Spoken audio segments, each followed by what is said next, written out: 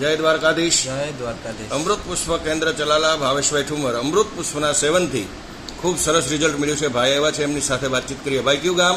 ચલાલા. તમારું આખું નામ આપો. મારું નામ વાળા પ્રકાશ, ગામ ચલાલા. બરાબર. હવે આપ અમૃત પુષ્પ કોના માટે અને શું તકલીફ માટે લઈ ગયા હતા? હું મારા પપ્પા માટે લઈ ગયો હતો. થોડુંક જોરથી બોલજો. હું મારા પપ્પા માટે લઈ ગયો હતો. એમને શું તકલીફ હતી વાલા? પગની નસ સુકાતી. હવે ક્યાં પગમાં ને કઈ રીતની તકલીફો ડાબા પડતી? પગમાં આ પગનું મોમેન્ટ ન થતું.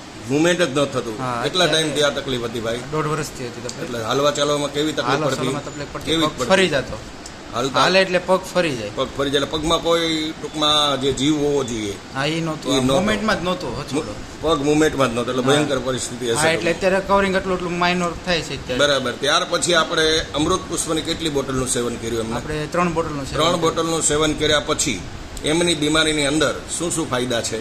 અત્યારે મોમેન્ટ મળ્યું છે કરવા અને બરાબર. હાલવામાં થોડુંક સારું છે. અત્યારે વોકર વડે હાલે. હા, પેલા પેલા નો હાલે. પથારી જેવું જીવન હા, હતું. પથારી જેવું. અત્યારે પોતે હાલતા થોડા થઈ ગયા. જ્યાં સુધી 100% રિઝલ્ટ ન મળે એટલે 50% તો તમને રિકવરી છે જ અત્યારે મારા અંદાજે. બરાબર.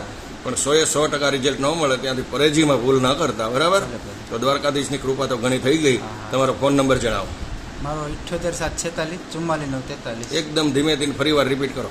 78 746 44 943. હવે આવી તકલીફવાળા કોઈ લોકો તમારી આગળ અમૃત પુષ્પ વિશેની માહિતી માગે તો પ્રેમથી અમૃત પુષ્પની જાણકારી આપજો. જય દ્વારકાધીશ. જય ગુરુ મહારાજ.